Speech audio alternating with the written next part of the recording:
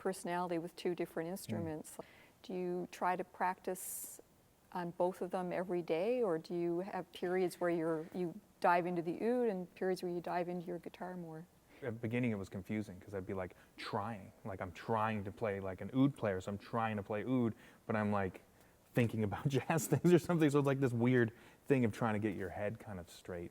And I found that I did a lot of meditation to kind of work it out, which was basically like in your own head, you kind of have to the ultimate thing is to be where you are. And once I was able to kind of get that together, it's made it a lot easier, so that now it's like, if I'm playing the oud, I'm playing the oud, and then I can jump ship and do something else. And I'm curious too about, you play composed music and you play improvisational, and sometimes probably a mix of both. Yeah. And it's always interesting to me to watch you perform, and it's like when you go into improvisational territory and then back to more of a composed place. What's more comfortable for you? Probably just playing free. Playing free. Improvising, yeah. I think I'm more of like a improviser, although like I love composing. I think that like writing pieces, but most of my pieces like have all been to honor improvisation. So they're basically just a vehicle to improvise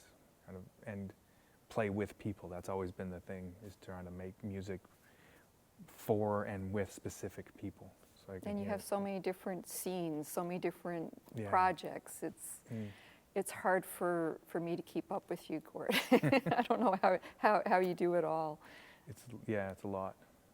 It's pretty, but it's not. It seems like a lot more than it is, because it's like these aren't things that are happening all the time, you know. So it's like there's like a project coming up and it's really focused on that for a minute, and then that one's done, and then it's like the next one, and then you do that. So it's not very often that they're running simultaneously. This last year or 2019 was a little bit of that, where it was like having to have all this new music for, you know, Nomad Trio and the quartet and Merrill all like happening at the same time, and new music for all of them. So that was a little bit, you know, daunting, I guess, but yeah. How has COVID changed your world? Obviously, you're not traveling. Yeah. So that's been a big, and the touring has stopped. But has it been a good creative period for you? It's been wonderful for like the family and being home with everybody and being in one place for a while. It's been fantastic, and so that's been great. And like, you know, having a 5-year-old at home right now and being able to be with them all the time for last year has been pretty fantastic. So, yeah. So that part, that's precious. Yeah. Great. Yeah, it's like a magical kind of time. For creative, it's been pretty good. I've been working on a project.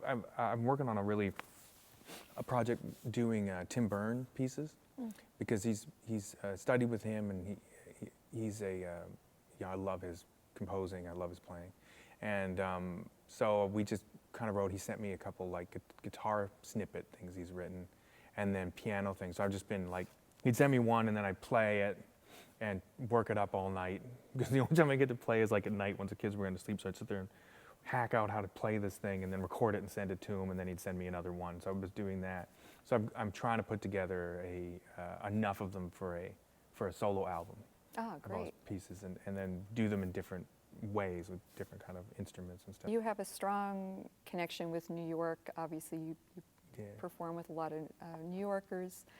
I'm wondering if you considered moving to New York at any point. You know, what keeps you in Vancouver? Like after university and everything, I was like really wanting to move to New York, because I felt like a draw there, and I was studying with Gary, and you know, I've always loved the scene there and the music.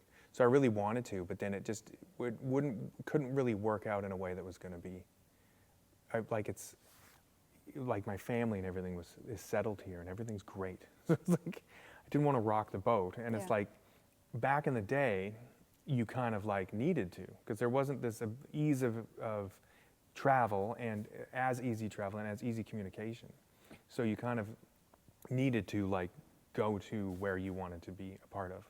So I feel like the world's gotten a lot smaller, and I feel like I've been able to connect with people there and have sort of like a broader sense of like my scene being bigger by not having to necessarily live there. Whereas I think when you're there, it's like it's a hard city. Like it's like you want to get anything done, it's like you do one thing a day. You don't do 7, you know, because it just takes you so long to get everywhere. And at a point, I felt like the struggle of the city was going to take away from the ability to do everything else I wanted to do, like have a family and do a bunch of different projects and work on them all and that. But it'd be great. Yeah, last few years it was like 5, 6 times a year, something like that. I'd be going. Vancouver is glad that we kept you. It's the other thing is like the Vancouver scene is incredible. There's just so many great musicians in this city that it's like, you know, it's not like you're not like it's, you know, it's just more there. You know, like there's just more of the thing. So it's like everything here is wonderful and everybody's fantastic and world class. It's like the musicians are incredible. It's just there's different people, more different artists. Well, we've been talking about music. I think we should listen to some music. Okay. Let's do the blindfold. And okay. I had fun picking tunes for you. Okay, great. I felt I could be as out there as I possibly can, you know. Yeah. That's a good place to be.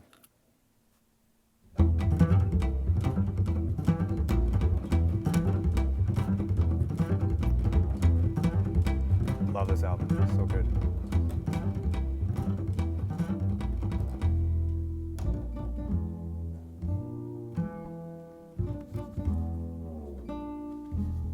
Is this song called Flutter something? It's on Oracle, right? Yeah. Yeah.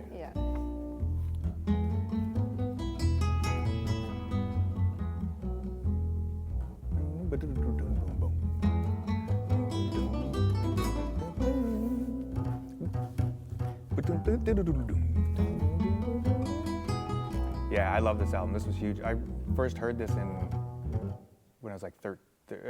I got this out of the library in Capitol Hill in Burnaby. That's where I got a lot of the music from, and this record was there. And I was like, what's this? And Gary Peacock and Ralph Towner. Yeah, of course. So as you can imagine, you know why I picked this tune for you.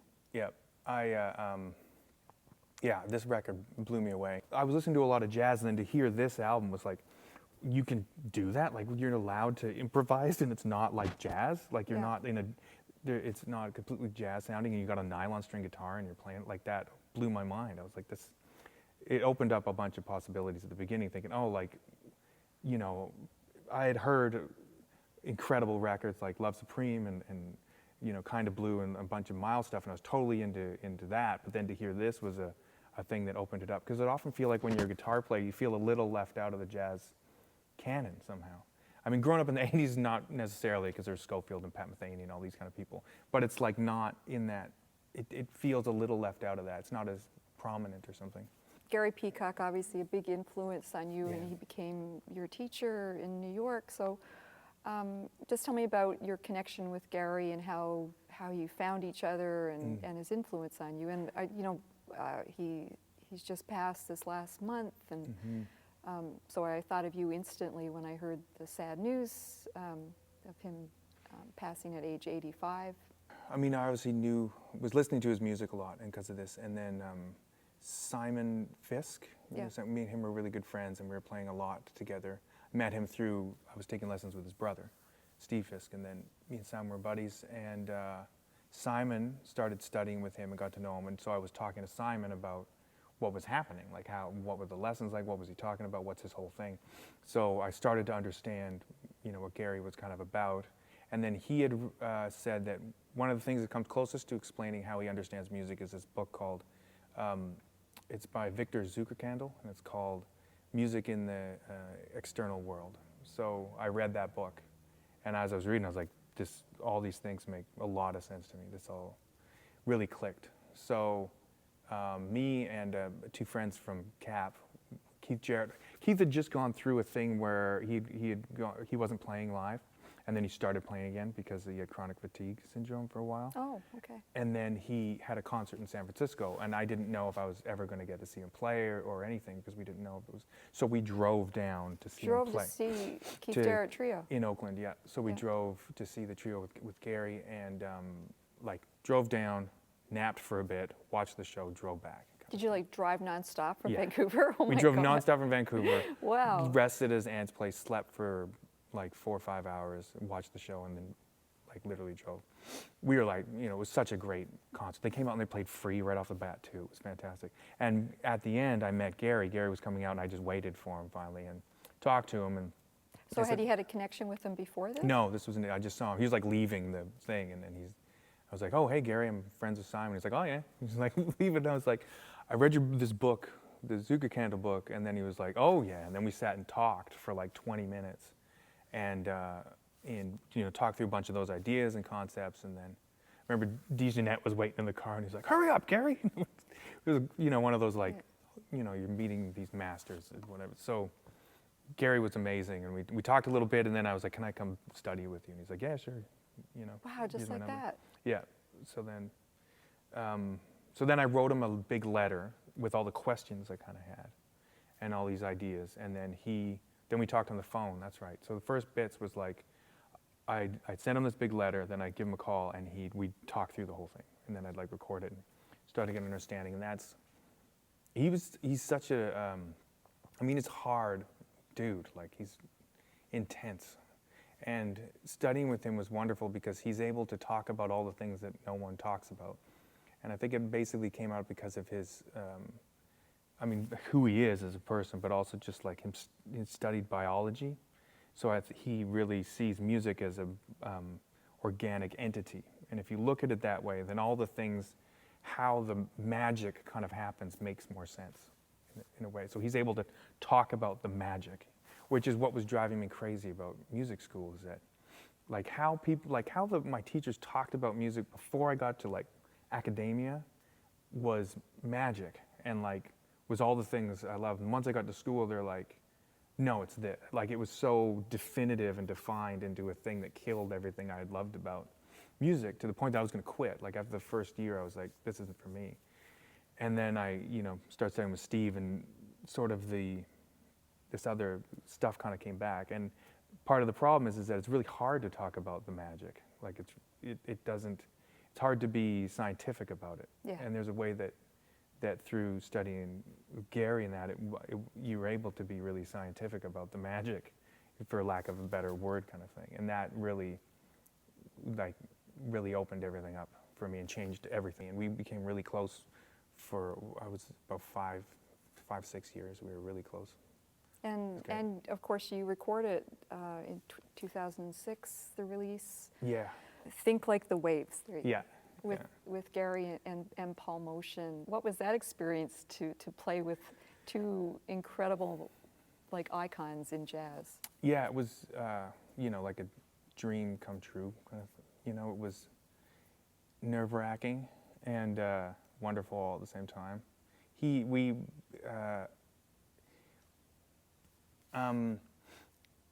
was great. I'll tell you a funny story how it kind of started. So we got to the studio, set up my stuff.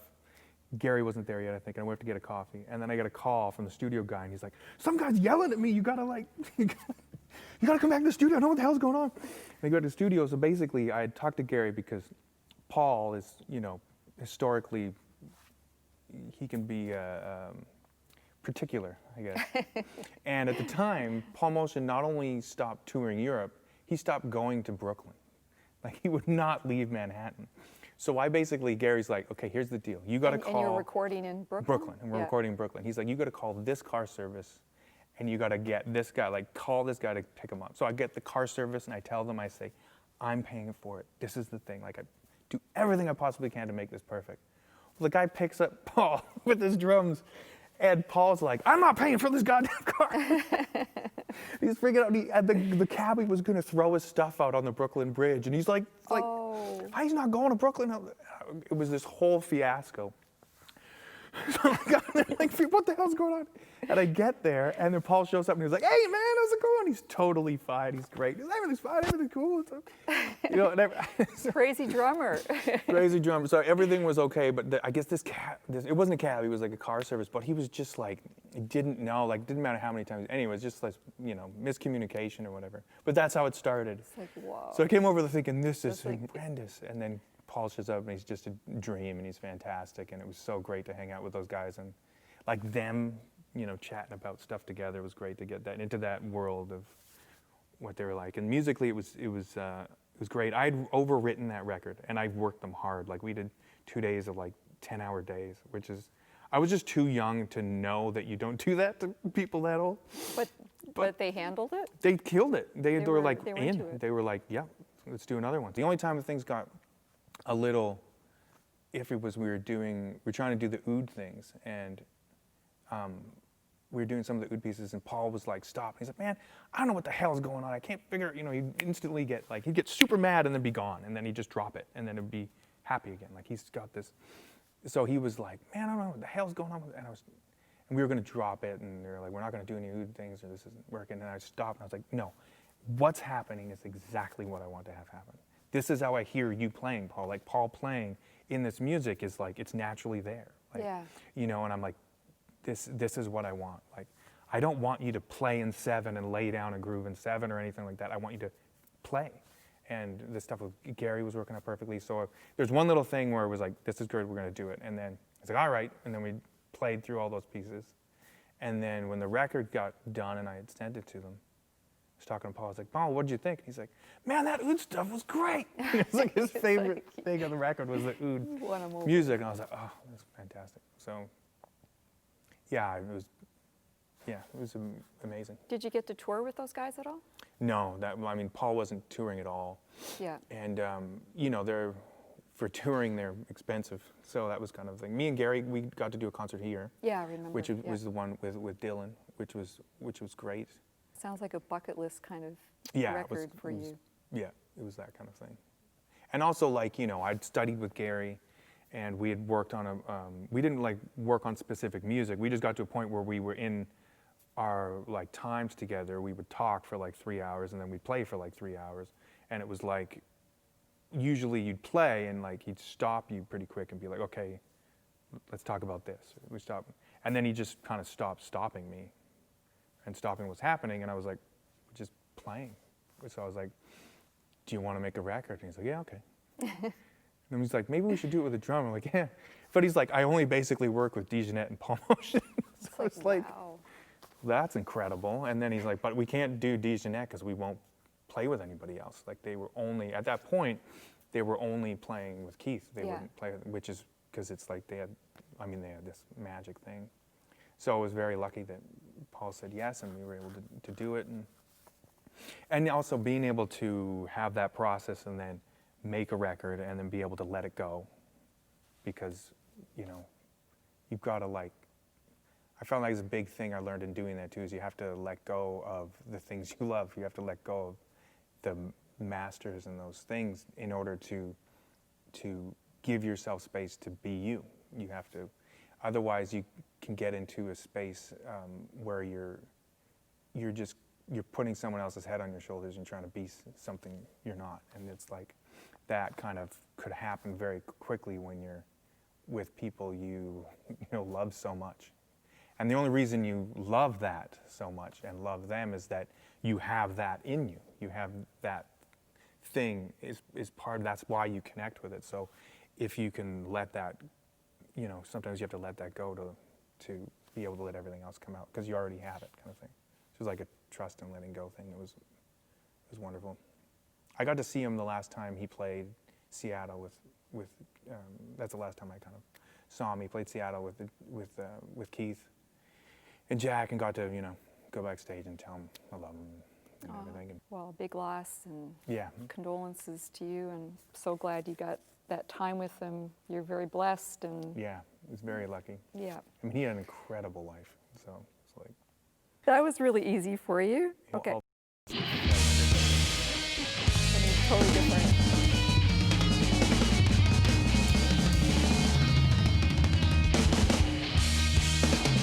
Is that Kenny on drums? Kenny,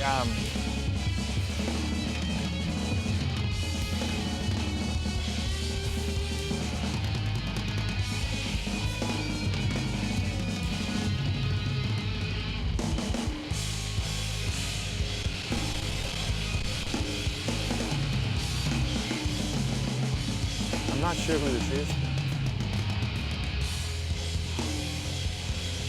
It's great.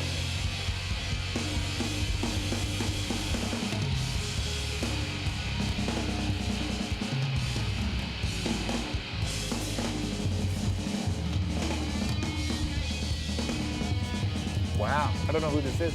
Yeah, do you like it? Yeah, it's fantastic. I love it. What? It's a band called the Zigzag Power Trio, but it's made up of Vernon Reid from Living Colour and Will Calhoun on drums. There you go. And Melvin Gibbs on bass, so from Harriet Tubman and various other projects. So these are pretty heavy hitters from the New York scene. They've only done one record together as a Zigzag Power Trio, but I got to see them in New York. It was so loud, just about blew my head off. Bitter End. Oh, yeah. Tiny little place, right?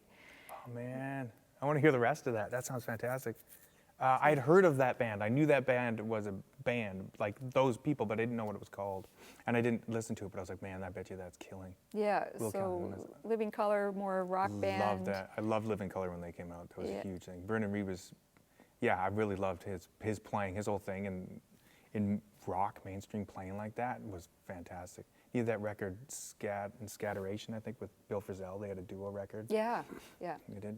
I got to meet him. I opened up for him here when he's a very sweet man. He's great.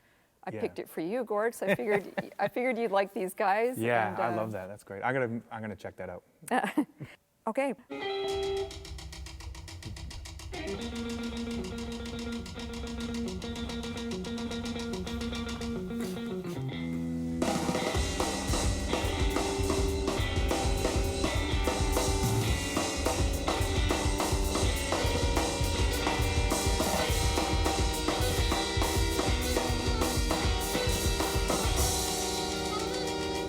That's Joey, right? Joey and Bill. No? It sounds like Joey Barron so much, that drummer.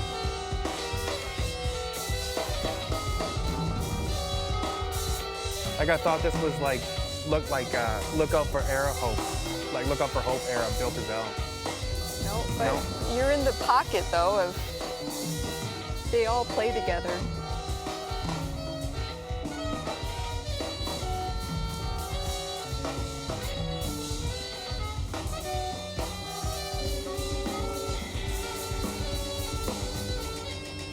Oh, that's Tim, right? It's Tim, yeah.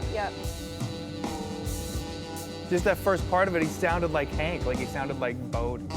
Is this Dave Torn? No. No, it's not that one. I know he plays with a lot of people. Oh, this is Big Satan? It's what? Big Satan? No. Oh, I don't know. It's not Mark Ducray. So you've played with the drummer. Oh shit, that's bad. And you played with Tim, obviously. Yeah. Oh man, it's hard to tell. And I don't know if you played with the guitar player, but you probably have. Oh shit, now I feel bad. It's a trio it's Tim trio. Because wow. BB and C, is that? Oh, of course. Yeah, I've got this album. That's where you start thinking about like what it could be, and you're like, oh, it's Tim, so it's got to be this thing. And I've just forgot about that band. He's got such a big body of work, and they all do. Right. Is this the album? It's like it's all one tune. It's live. It's like called the Veil. Yeah. The I Veil. Love this. So obviously Nels Cline. Yeah, Nels Cline and Jim Black. Jim Black. Yeah, I haven't played with Nels Cline. I've only met him like 1 or 2 times. I love this quote. The Veil goes everywhere in its 58 minutes, trading rock riffs with fluttered, sputtered seizures that make you almost think the disc has an encoding error. Yeah. Oh man, Jim's gonna be pissed. But in my defense, that first section of it, because that's what puts you off. His that time is like that really sounds like Joey, and then but that mixed with the Nels thing, where with that first part of it sounded like Bill, and then it kind of went into this other thing that couldn't tell, but I should have known. I should have been able to hear that. No, I mean, Now that you say it, it makes tons of sense. It speaks to influences in music, and Yeah. just like, obviously Jim has his influences, and I enjoyed hearing, it was the last jazz festival, was you were playing with Jim and... Oh yeah, and Matt and Oscar. Oscar, that's Yeah, right. yeah. It was a quartet Yeah. at the wonderful Ironworks, where if they let free jazz flow free. It's It's a the really greatest great spot. venue and great curation. I love Jim Black, man. He blew. I first heard him with Pechora back when they came through a jazz festival, and it blew. Like that was another one of those things that just blew my mind, that you could be that type of musician and also do all these other things. It like left it open to also being like someone can be a master and be that eclectic, like him and that band with Bad Chepik, and it was just that first album too still holds up, is fantastic. Well, Yeah. I love and you bring that energy too. Like Jim has got this incredible improvisational energy where you just, I don't know, you just surrender to it. I don't know. Yeah. That as a listener, that's how I feel, and I love the journey. He's very youthful all the time. Yeah, yeah. We've got a new record in the can actually with Matt and him. It's done. But I'm waiting to put it out till we can play again. So Fantastic. yeah. Okay, we'll move along for something completely different.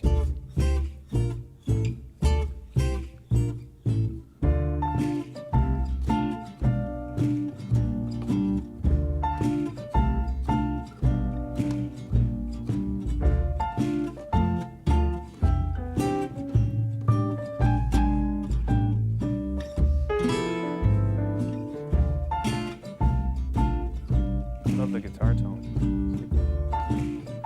So I'm going to get you to guess the guitarist. He's a special guest. See, now I'm shy. I'm shy on naming. It's Rebo, is it? It's Rebo. Yeah, I thought it right away on the first chord, but then it was like, oh shit. First chord, I thought it was Rebo right away. But, yeah. So he's playing it's a Django Reinhardt tune. It's Alan Yeah. Toussaint's album, Bright Mississippi. Who is it? Alan Toussaint's album, Oh, nice. Bright Mississippi, one of my Great. favorite Toussaint albums. Wow, I'd love to hear it. One of his jazz albums, and Yeah. it's obviously named after the famous monk tune, Bright Mississippi. Yeah, yeah. And Wow, that sounds. I haven't heard enough of. it's Toussaint. 2009 was the album came out, produced by Joe Henry. Features Brad Meldau, Mark Rebo, Joshua Redman, Nicholas Payton, Don Byron, Jay Bellerose. So quite the Wow. band. That sounds fantastic. And but Rebo, I had to play something. Yeah, I know, but that- I was like trying to not pick Ceramic Dog or Yeah. something obvious. Like he can play anything, but how is he so instantly recognizable to you? Because this is not his usual style. Yeah, it isn't. But it kind of. I mean, he does this with all the. That's how it is. That's the thing. He has his own voice, so it's like it doesn't matter what happens. And it's like I've heard this said. Like Jim Hall used to say this too. It's like when you can tell someone you can tell someone's personality the most when they're doing something exactly like somebody else. So like when you're doing your own thing, like when you're playing a simple melody, that's when you can tell everybody's individuality. Wow. So because then you can see the things, because the music and the notes and all those things they're just playing, they have to play the same thing. So that's where like, well, that's the same, obviously. And then you're like, yeah, but that's so much different than this person would do it. So sometimes that's kind of like the clear way of where your personality really comes out when you're trying to be uniform or something, because you can't. And then it pops out all over the place. And I feel like that's with Rebo, is he's an interesting musician because he's so free and open and punk, like naturally, but also very like stylistically specific. Frizzell's kind of the same way. Like he'll try really hard to like, I don't even know. I'm assuming they're trying hard, but they're probably not. But it's like he's playing that style. And he's like, they're trying to serve the music. Gary Pico's the same way. I'm trying to serve the music. I'm trying to do as best I can to make this music that we're hearing right now the best it can be. So they're not trying to be weird. They're not trying to be unique. They're not trying to like flash or anything like that. But they just are. They're trying to do the thing, but their personality has to come out, and Yeah. it just is. And that's with him. He's just playing. He's just doing rhythm chords, and you're like, "That's Rebo." Is the first thing you think of, and that's magic. How does that happen? You know, like I had a thing where I don't going to tell too many stories, but I was trying to sound like Jim Hall for like years. Like all I did for like university was try and sound like Jim Hall and Bill Evans. That's all I cared about. So I studied with Chuck Israels, and I was trying to study like that and play just like Jim Hall. And this guest guitar player came in, this great bebop guitar player. And I go in and we go and play a lesson. I'm like, all right, I'm going to play. And I go and I'm trying to play like Jim Hall, and we play through this tune. The first thing he says when we stop, and he goes, "Okay, it's obvious you're like not going to be a guitar player like Jim Hall. You're going to be more like a." I'm like, Jesus Christ, because I'm trying so hard to be this thing, and it's like he's like, "No, it's just that." I mean, a bunch of things were there from that, but it was like, that's not what. And it was like I had to like let go of trying to do or be this other thing, because this thing just came out. Oh, it's a great conversation with artists finding their voice, and some artists have such distinctive voices, like you said, Mark Rebo, Bill Frisell. Okay. See, we're having fun with the blindfold, right? It's okay. It is. It's fun.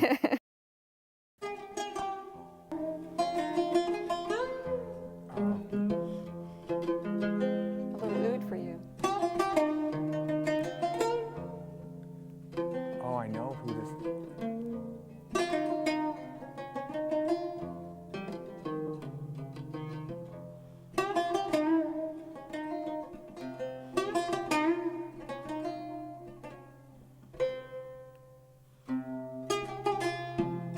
I think I know who it is, but I... Is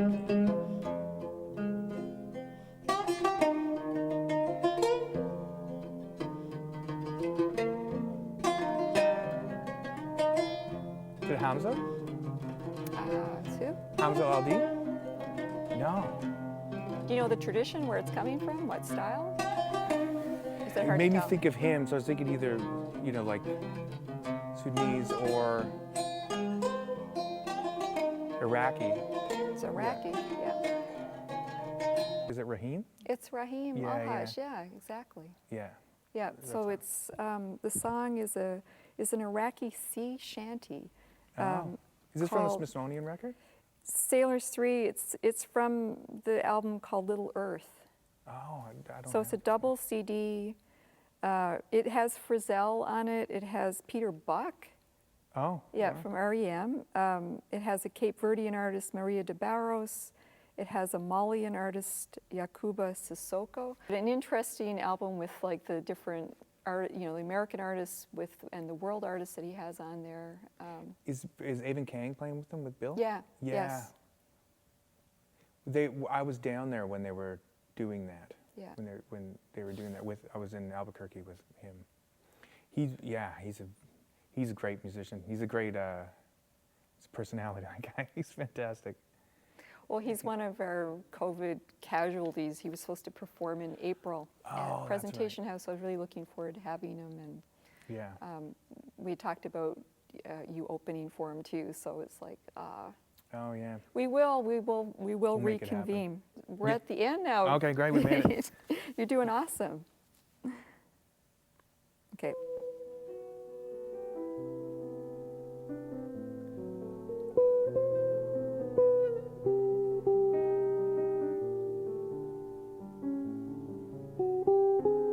Oh yeah.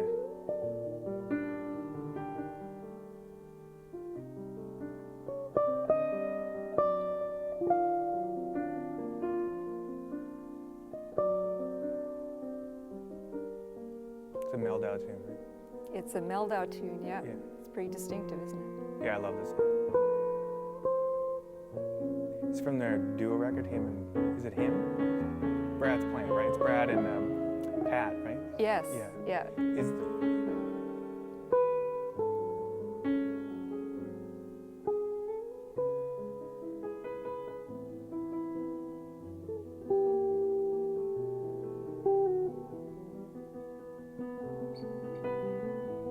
It's crazy. Like, I got such a soft spot for Pat Metheny and Brad too at this part. I mean, I know it's hard. There's a lot of times people think that's cheesy, you know, or there's because there's like this, sometimes it can be like thought of as like adult contemporary music or something like that. But there's always like Brad's touch is just like incredible at the piano. I'd like there's like first few trio records with Jorge Rossi, and then I loved them so much because they had all these like. They weren't scared to just, like, they were technical dudes and trying to, like, you know, push the boundaries of things a little bit at that time. But it's like, there was just also this love of romanticism and stuff that I was sucker for and really loved. And Metheny, too, like, when he came here last time and played, it was like, he sounded so great, and his tone was so awesome. It's just, yeah, he's a guy I like. He sounds beautiful on this. His tone is pretty distinctive, isn't it? Yeah. Yeah. And well, I feel like it's better now than, like, there was a period where I didn't like it as much, and I feel like now it's even better. The piece was Unrequited. It's from the 2006 album, Metheny Maldo. Yeah. And I think they both just really admired each other. Both were fans, and eventually they found a way to work together. Mm-hmm. 2 tracks feature Larry Grenadier and Jeff Ballard. Obviously, that's Meldau's trio, working trio. And then the second record they did together was more the quartet sounding. But this one was the duo, and I tend to love duo records. Yeah. I feel like you really hear the conversation, and each instrument really shines so wonderful. And I love the conversation that these two masters have together. Yeah, I love duo situations too. The more I've always liked smaller. It's clear something you can really hear people talk, like all those like Undercurrent and those Jim Hall Bill Evans records are fantastic. Well, see, you aced it pretty much. That's fun. It's great to do that, and it's so funny how like what comes out and who like of everybody like which person or something like that. But well, I feel like we just scratched the surface. Like we could just keep going. Yeah, I know. As long-winded as I've been, I feel like I'm holding back as much. Okay, we're going to end with one of your tunes. Okay. And you're going to play guitar. Okay. And what are we going to hear? I'm going to just improvise, make something up. Excellent. Well, thanks so much, Gord. It's great to see you. Thanks for taking the time to do this. It means a lot to have you on the show. We go back 23 years now, back to my beginnings at CAP, so wonderful to see you. Thanks so much for having me. It's been really fun. Okay. Thank